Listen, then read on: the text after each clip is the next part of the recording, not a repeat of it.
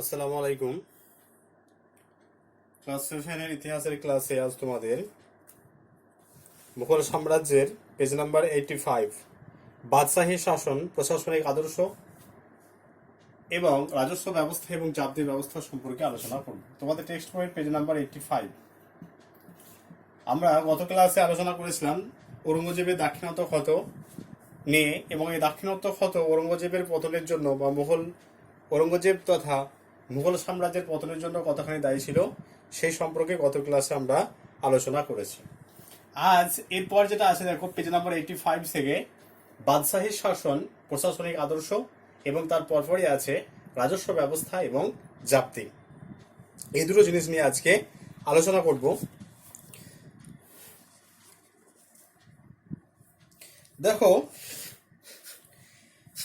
মুঘল সাম্রাজ্যের যে প্রশাসনিক আদর্শ, সেই মুঘল সাম্রাজ্যের প্রশাসনিক আদর্শ ছিল বিভিন্ন গোষ্ঠীকে সাম্রাজ্যের সঙ্গে যুক্ত করে একটা ভারতীয় সাম্রাজ্য গড়ে তোলা। তাহলে মুঘল যারা শাসক তারা কিন্তু ভারতীয় ছিল না, তারা বিদেশি ছিল।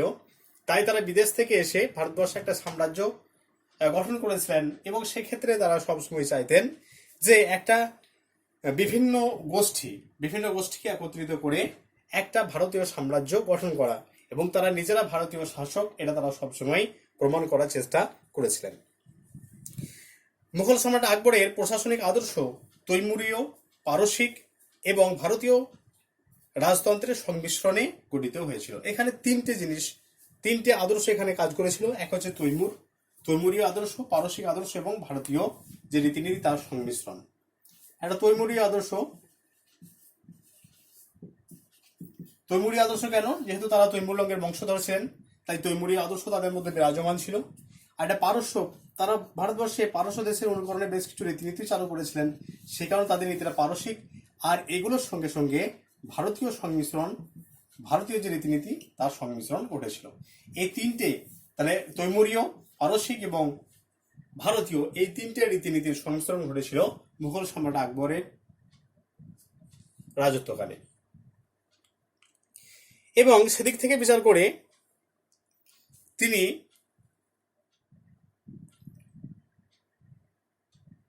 বা মুঘল সম্রাট যারা ছিলেন তারা ঈশ্বরের ইচ্ছা অনুযায়ী শাসন কার্য পরিচালনা করতেন, এবং প্রজাদের প্রতি তাদের একটা অকৃত্রিম ভালোবাসা ছিল।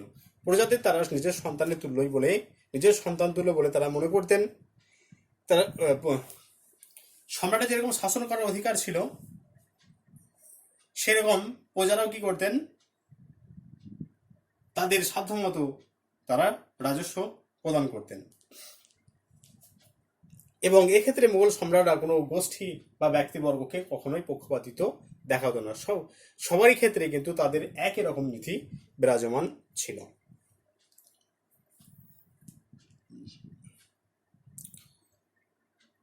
এবং এখানে দিন ইলাহির আদর্শটা বলা আছে। দিন ইলাহির আদর্শ আমরা আগে আলোচনা করেছি,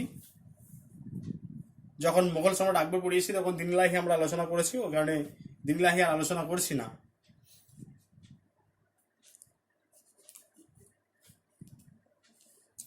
মুঘল সম্রাট আকবর তার সাম্রাজ্যের সুবিধার জন্য বা প্রশাসনের সুবিধার জন্য মুঘল সম্রাট আকবর কি করেছিলেন, তার সাম্রাজ্যকে প্রশাসনিক পরিকাঠামোর সুবিধার্থে আকবর তার সাম্রাজ্যকে কয়েকটি প্রদেশে ভাগ করেছিলেন। তাহলে আকবর তার যে সাম্রাজ্য, সেই সাম্রাজ্যগুলো মুঘল সম্রাট আকবর প্রশাসনিক সুবিধার জন্য এই সাম্রাজ্যগুলোকে কয়েকটি প্রদেশে তিনি বিভক্ত করেছিলেন, এবং এই প্রদেশগুলি সুবা নামে পরিচিত ছিল। তাহলে মুঘল সম্রাট আকবর পুরো সাম্রাজ্যকে শাসন কার্যের সুবিধার জন্য কয়েকটি প্রদেশে ভাগ করেছিলেন, এবং এই প্রদেশগুলি সুবা নামে পরিচিত ছিল। প্রদেশগুলিকেই বলা হতো সুবাগুলি আবার ভাগ করা হতো কয়েকটি সরকারে। তাহলে এই সুবা বা প্রদেশকে আবার কয়েকটি সরকারে বিভক্ত করা হতো। এই সরকারকে আবার কতগুলি পরগনায় বিভক্ত করা হতো। তাহলে দেখো, পুরো মুঘল সাম্রাজ্য, সেই মুঘল সাম্রাজ্যকে শাসন কার্যের সুবিধার জন্য প্রদেশ বা সুবাতে বিভক্ত করা হয়েছিল। যেগুলো প্রদেশ সেগুলো সুবা নামে পরিচিত। সেই প্রদেশ বা সুবাগুলোকে আবার সরকারে ভাগ করা হয়েছিল, আবার সরকারকে আবার এই পরগনায় ভাগ করা হয়েছিল। তাহলে মুঘল প্রশাসনের সর্বনিম্ন স্তর ছিল এই পরগনা। তাহলে মুঘল প্রশাসনিক যে স্তর বা প্রশাসনিক যে পরিকাঠামো, সেই প্রশাসনিক পরিকাঠামোর সর্বনিম্ন স্তর হলো এই পরগনা। আকবর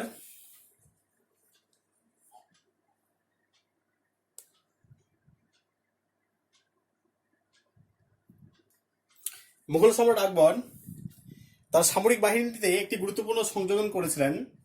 সেই সংযোজনটি হলো মনসবদারি ব্যবস্থা। এই মনসবদারি ব্যবস্থা ছিল একটা গুরুত্বপূর্ণ সংযোজন। এই মনসবদারি ব্যবস্থা সম্পর্কে আমরা আগে আলোচনা করেছি, আরেকবার বলে দিই।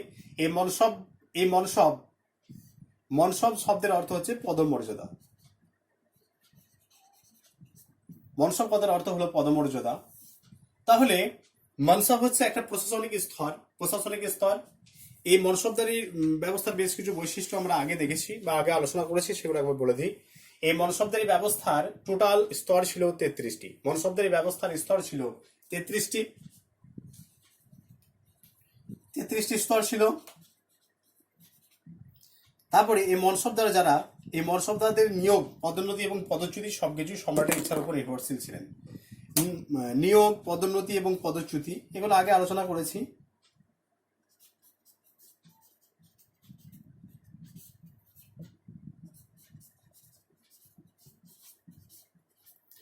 মনসবদারদের নিয়োগ, পদোন্নতি এবং পদচ্যুতি সবকিছু সম্রাটের ইচ্ছার উপর নির্ভরশীল ছিলেন। আর এই মনসবদারদের যে পদ, এই পদটা কিন্তু বংশানুক্রমিক ছিল না।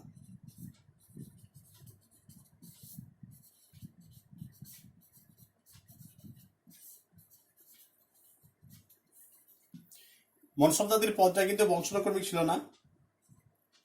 আর মনসবদারদের বদলির ব্যবস্থা ছিল। বদলি তাদের কাজটা কিন্তু এক জায়গায় ছিল না, এদের বদলির ব্যবস্থা ছিল।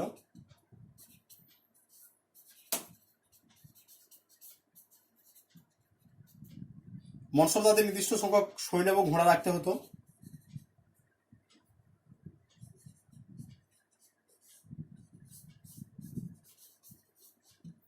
মনসবদারদের নির্দিষ্ট সংখ্যক সৈন্য এবং ঘোড়া রাখতে হতো।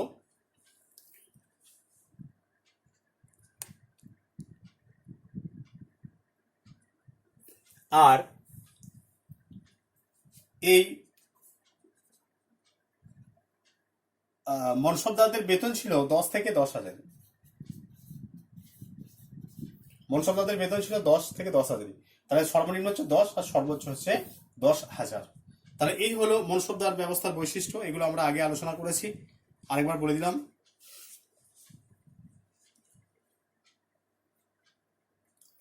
তাহলে মনসবদারদের 33টি স্তর ছিল। মনসবদারদের নিয়োগ, পদোন্নতি এবং পদচ্যুতি সবকিছু সম্রাটের ইচ্ছার উপর নির্ভরশীল ছিল। আর মনসবদারি যে পদ, সেই পদটা কিন্তু বংশানুক্রমিক ছিল না। আর মনসবদারদের কাজটা এক জায়গায় ছিল না, এদের বিভিন্ন জায়গায় বদলির ব্যবস্থা ছিল। আর মনসবদারদের নির্দিষ্ট সংখ্যক সৈন্য এবং ঘোড়া রাখতে হতো। আর মনসবদারদের বেতন ছিল 10 থেকে 10,000।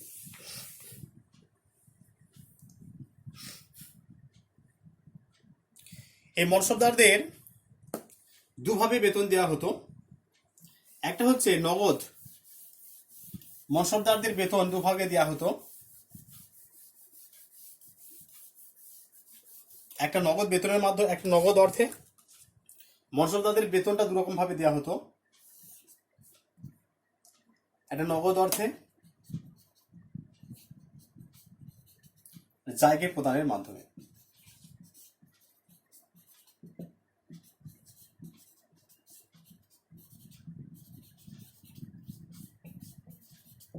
ঠিক আছে, তাহলে নগদ অর্থে বেতন দেওয়া হতো একটা। তাহলে মনসবদারদের বেতনকে দুটো ভাগে ভাগ করা হয়। একটা নগদ অর্থে বেতন দেওয়া হতো, আর একটা জায়গির।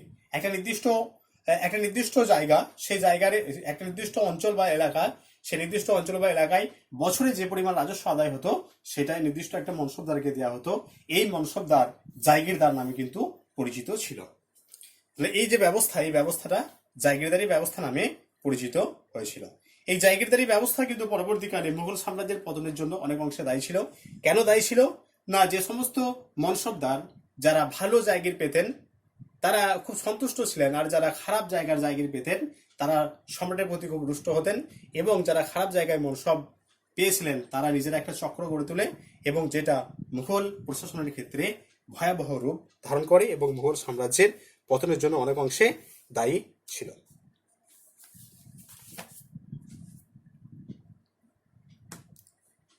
দেখো, এটাকে পরবর্তীকালে জায়গিরদারি সংকট বলা হয়।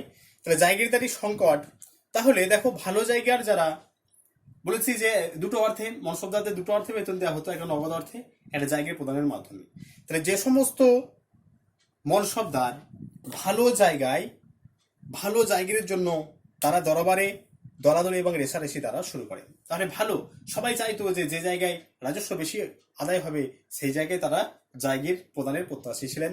এই জন্য কি হয়েছিল না, মুঘল দরবারে দলাদলি এবং রেশারেশি দেখা দিয়েছিল, যা মুঘল প্রশাসনের ভিতকে দুর্বল করে দিয়েছিল। এছাড়াও বেতন অনুযায়ী জায়গির না পাওয়ার ফলে জায়গির থেকে আয় ভালো না হয়, অনেক মনসবদার নির্দিষ্ট সংখ্যক সৈন্য রাখতে পারত না। তাহলে নির্দিষ্ট সংখ্যক যদি সৈন্য রাখতে না পারত, তাহলে মুঘল প্রশাসনিক যে ব্যবস্থা, সে ব্যবস্থা আস্তে আস্তে দুর্বল হতে শুরু করেছিল উপযুক্ত সৈন্যের অভাবে। ক্ষমতা ও মর্যাদা থেকে বঞ্চিত হতাশ জায়গির দ্বারা অনেক ক্ষেত্রে নিজেদের জন্য স্বাধীন রাজ্য গঠনে মনোযোগী হয়ে ওঠে। ফলে মুঘল সাম্রাজ্যে বিভিন্ন রকমের বিচ্ছিন্নতাবাদী শক্তি মাথাচাড়া দিয়ে উঠে, যেগুলো পরবর্তীকালে মুঘল সম্রাটদের পক্ষে সেগুলোকে দমন করা সম্ভব হয়নি। এইভাবে এইভাবে জায়গিরদারি ব্যবস্থা বা জায়গিরদারি সংকট আস্তে আস্তে মুঘল সাম্রাজ্যের যে ভিত, সে মুঘল সাম্রাজ্যের ভিতকে দুর্বল করে দেয়। এরপর আছে রাজস্ব ব্যবস্থা এবং জাপ্তি। আমরা সকলেই জানি ভারতবর্ষ সুপ্রাচীন কাল থেকে কৃষি প্রধান দেশ, এবং ভালোভাবে শাসন কার্য পরিচালনা করতে গেলে এই ভূমি রাজস্ব ব্যবস্থার উপর নিয়ন্ত্রণ প্রয়োজন, এটা কিন্তু সমস্ত শাসকেরা ভালোভাবে বুঝতে পেরেছিলেন। তাই শাসকরা চাইতেন কি, যে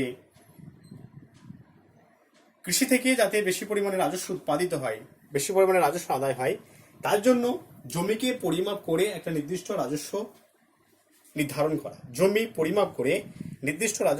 নির্ধারণ করা ব্যাপারে তারা মনোযোগী ছিলেন। এই ব্যাপারে শেরশাহ সময়ে জমি মাপা হয়। আমরা কবুলিয়াত এবং পাট্টা দেখেছি, কবুলিয়াত এবং পাট্টা যখন পড়েছি তখন দেখেছি, সেই কবুলিয়াত এবং পাট্টা এর প্রচলন শেরশাহের সময় হয়েছিল। অর্থাৎ শেরশাহ তিনি প্রথম এই জমি জরিপ করে রাজস্ব নির্ধারণের ব্যবস্থা করেছিলেন। পরবর্তীকালে আমরা দেখব যে মুঘল সম্রাট আকবরের সময়েও জমি জরিপের ভিত্তিতে রাজস্ব নির্ধারণ করার পদ্ধতি চালু হয়। জমি জরিপের ভিত্তিতে রাজস্ব নির্ধারণের যে পদ্ধতি, সেটাকে বলা হয় জাপ্তি প্রথা বা জাপ্তি ব্যবস্থা।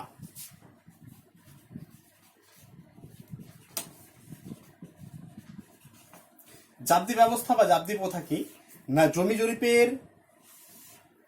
জরিপ করে রাজস্ব নির্ধারণের যে পদ্ধতি, একটা নির্দিষ্ট জমিকে মেপে সেই জমি থেকে যে পরিমাণে রাজস্ব ঠিক হবে সেটার যে ব্যবস্থা, সেটাকে এক কথায় বলা হয় জাপ্তি ব্যবস্থা। তাহলে একটা নির্দিষ্ট জমি রাজস্ব পরিমাপ করে তার রাজস্ব নির্ধারণ করাকেই বলা হয় জাপ্তি ব্যবস্থা।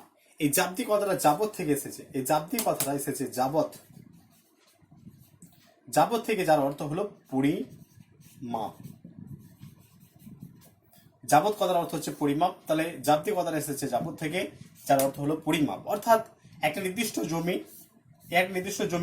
এই জমিটাকে মেপে সেই জমির কত রাজস্ব নির্ধারিত হবে সেটা ঠিক করাকে এক কথায় বলা হয় জাপ্তি ব্যবস্থা। এক্ষেত্রে জমিগুলোকে চার ভাগে ভাগ করে আগে আলোচনা করেছি, পোলাজ, পারাবতী, চাষের এবং বাঞ্জার। এই ভাগগুলো জমির যে রাজস্ব নির্ধারণ, সেই রাজস্ব নির্ধারণের ক্ষেত্রে চার ভাগে ভাগ করা হয়েছিল। এইগুলো মুঘল সম্রাট আকবর যখন পড়িয়েছি তখন আলোচনা করেছি। পোলাজ, পারায়তী, চাচর আর বাঞ্জার। পোলাজ হচ্ছে সর্বোৎকৃষ্ট জমি, যে জমিতে প্রতি বছর ফসল হয়, সেটাই হলো পোলাজ। তাহলে যে জমিগুলো পোলাজ তার রাজস্ব নির্ধারণটা নিশ্চয়ই বেশি হবে। যেহেতু এগুলো উর্বর জমি, এখান থেকে প্রচুর পরিমাণে রাজস্ব উৎপাদিত হয়, তাই পোলার জমিগুলো ছিল সর্বোৎকৃষ্ট জমি এবং এই জমির রাজস্বটাও ছিল অনেকটা বেশি। পারাবতী, যে জমিতে উর্বরতা বজায় রাখার জন্য 1 বছর অন্তর অন্তর চাষ করা হয়, তাহলে পোলাজের থেকে পারাবতী একটু নিকৃষ্ট জমি। তাহলে যে জমির উর্বরতা শক্তি বজায় রাখার জন্য 1 বছর অন্তর অন্তর, 1 বছর গ্যাপ দিয়ে দিয়ে চাষ করা হয়, 1 বছর অন্তর অন্তর চাষ করা হয়, তাকে বলা হয় পারাবতী। চাষর, যে জমির উর্বরতা শক্তি বজায় রাখার জন্য 2 বছর বা 3 বছর অন্তর অন্তর চাষ করা হয়, তাকে বলা হয় চাষার। আর বাঞ্চার হলো সর্বনিকৃষ্ট জমি, যে জমিতে উর্বরতা শক্তি বজায় রাখার জন্য প্রতি 5 বছর অন্তর অন্তর চাষবাস করা হয়, তাকে বলা হয় বাঞ্জার। তাহলে এই মোগল সম্রাট আকবরের সময়কালে সমস্ত যে জমি, সেই জমিকে 4টি ভাগে ভাগ করা হয়েছিল এবং এই 4 ভাগে ভাগ করার পরে রাজস্ব নির্ধারিত হয়েছিল। তাহলে এই পোলার জমিতে রাজস্বের পরিমাণ বেশি হবে, আর বাঞ্জার যেগুলো জমি, সেই জমিতে রাজস্বের নির্ধারণটা অনেক কম হবে। তাহলে এই জমির উৎপাদিকার উপর নির্ভর করে, বা জমির যে উৎপাদিকার শক্তি, সেই উৎপাদিকার শক্তির উপর নির্ভর করে মুঘল সম্রাট আকবর জমিকে 4টি ভাগে ভাগ করেছিলেন: পোলাজ, পারাবতী, চাষের এবং বাঞ্জার। পোলাজ হচ্ছে সর্বোৎকৃষ্ট জমি, প্রতি বছর বছর যে জমিতে চাষ হতো সেই জমিগুলো হলো পোলাজ। পারাবতী 1 বছর অন্তর অন্তর চাষ করা হতো। চাষের 2 বছর বা 3 বছর অন্তর অন্তর চাষ করা হতো। আর বাঞ্জার, যে জমির উর্বরতা শক্তি বজায় রাখার জন্য, প্রতি 5 বছর অন্তর অন্তর চাষ করা হতো, সেগুলো বাঞ্জার নামে পরিচিত ছিল।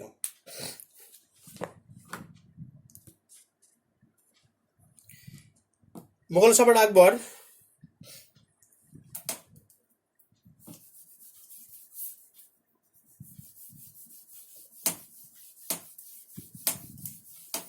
মুঘল সম্রাট আকবর 1580 খ্রিস্টাব্দে দহশালা ব্যবস্থা চালু করেছিলেন। দহশালা ব্যবস্থা, এটার মধ্যে প্রশ্ন হয় কি কবে দহশালা ব্যবস্থা চালু করেছিলেন? মুঘল সম্রাট আকবর 1580 খ্রিস্টাব্দে দহশালা ব্যবস্থা চালু করেছিলেন। দহশালা, দহ শব্দের অর্থ হচ্ছে 10। তাহলে 10 বছরের তথ্যের ভিত্তিতে রাজস্ব নির্ধারণের ব্যবস্থা চালু করেছিলেন মুঘল সম্রাট আকবর। একটা জমির 10 বছরের যে রেকর্ড, 10 বছরের যে রাজস্বের রেকর্ড, 10 বছরের রাজস্বের রেকর্ডের উপর নির্ভর করে জমির রাজস্ব নির্ধারণ ঠিক হয়েছিল। এই কারণে এই ব্যবস্থা দহশালা ব্যবস্থা নামে পরিচিত। 1580 খ্রিস্টাব্দে মুঘল সম্রাট আকবর এই দহশালা ব্যবস্থা চালু করেছিলেন। আর আকবরের এই রাজস্ব মন্ত্রী ছিলেন টোডরমল। এই টোডরমল রাজস্ব বিষয়ে মুঘল সম্রাট আকবরকে বিভিন্ন রকমের পরামর্শ দিতেন। রাজস্ব যারা আদায় করতেন তাদের নির্দেশ দেওয়া থাকতো কৃষকদের অত্যাচার না করতে। সরকার দুঃসময়ে কৃষকদের ঋণ দিত। কখনো দরকার মতো রাজস্ব মকুবও করা হতো। প্রাকৃতিক বিপর্যয়, বন্যা, খরা, ভূমিকম্প, মহামারী, এই সময় ফসলহানি বা শস্যহানি ঘটলে রাজস্ব মকুব করা হতো। আকবরের রাজস্ব ব্যবস্থায় রাষ্ট্রের স্বার্থে যেমন দেখা হয়েছিল, কৃষকদের সুবিধার কথাও মাথা রাখা হয়েছিল। একদিকে রাষ্ট্র কি করেছিল, কৃষকদের কথা যেরকম মাথায় রেখেছিল, সেরকম কৃষকদের দুরাবস্থা, কৃষকদের যখন অবস্থা খারাপ, দুরাবস্থা যখন, কৃষকদের যখন শস্যহানি ঘটে, শস্য ঠিকঠাক উৎপাদিত হয় না, তখন কিন্তু কৃষকদের রাজস্ব মকুব করার সাথে সাথে তাদের ঋণ মকুবের কথা বলা হয় এবং প্রাকৃতিক বিপর্যয়ের সময় তাদের পুরো রাজস্ব মকুব করে দেওয়া হতো। এই ব্যবস্থা কিন্তু মুঘল সম্রাট আকবর চালু করেছিলেন। এভাবে তিনি কৃষকদের প্রতি অনেকটা সহনশীল বা শ্রদ্ধাশীল ছিলেন। দেখো পেজ নাম্বার 89, যে বইয়ের অনুশীলনী, সেই অনুশীলনীর শূন্যস্থান পূরণ আর বিবৃতি 1 এবং 2 এর প্রশ্নগুলো নিয়ে আলোচনা করেছি। 1 জায়গায় আছে শূন্যস্থান পূরণ করো।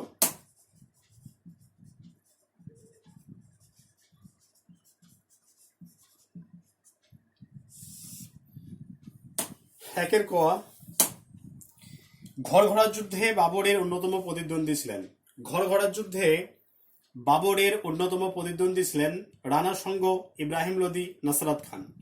তাহলে ঘরঘরার যুদ্ধে বাবরের অন্যতম প্রতিদ্বন্দ্বী ছিলেন রানা সঙ্গ।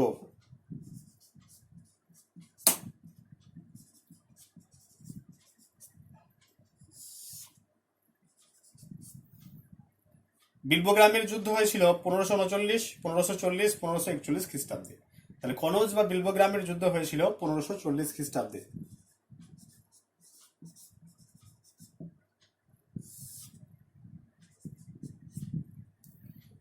জাহাঙ্গীরের আমলে শিখ গুরু জয়সিংহ অর্জুন হিমুকে প্রাণদণ্ড দেওয়া হয়। জাহাঙ্গীরের আমলে শিখ গুরু অর্জুনকে প্রাণদণ্ড দেওয়া হয়েছিল।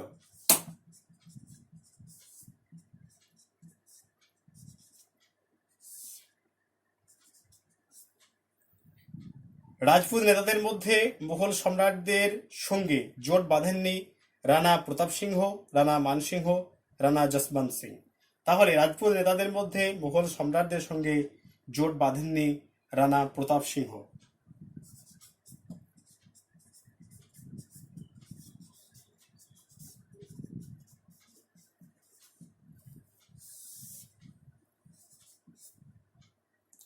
আহমদনগরের প্রধানমন্ত্রী ছিলেন টোডরমল মালিক অম্বর বৈরাম খাঁ। তাহলে আহমদনগরের প্রধানমন্ত্রী ছিলেন মালিক অম্বর।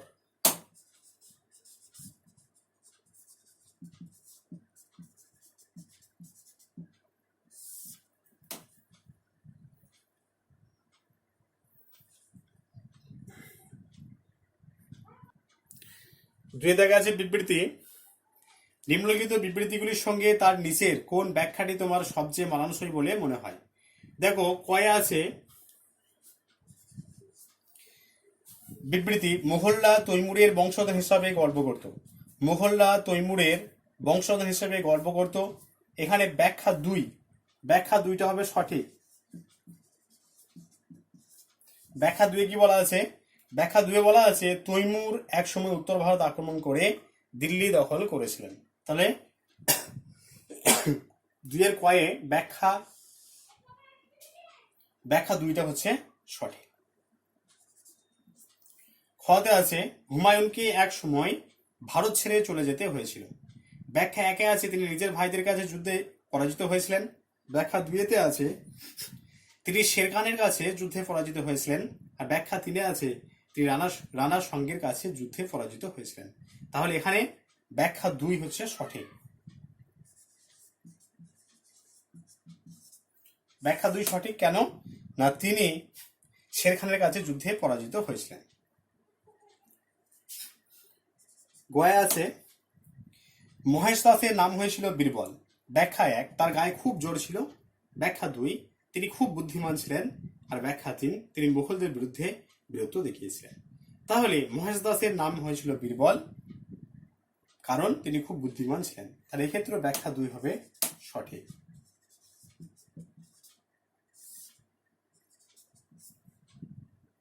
গোয়াতে আছে ঔরঙ্গজেবের আমলে বাংলায় সামুদ্রিক বাণিজ্যের উন্নতি হয়। ব্যাখ্যা এক তিনি পর্তুগিজ জলদস্যুদের হারিয়েছিলেন। ব্যাখ্যা দুই তিনি শিবাজীকে পরাজিত করেছিলেন। আর ব্যাখ্যা তিন তিনি বাংলায় বাণিজ্যের উপর কর ছাড় দিয়েছিলেন। তাহলে এখানে ব্যাখ্যা তিন হচ্ছে সঠিক।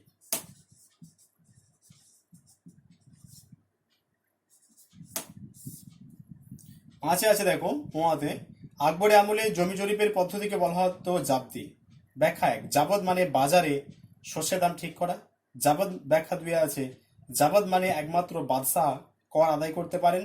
আর ব্যাখ্যা তিন জাবদ মানে জমি রাজস্ব নির্ধারণ। তাহলে ব্যাখ্যা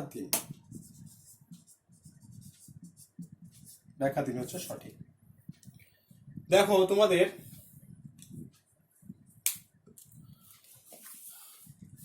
10 তারিখ পর্যন্ত ক্লাস,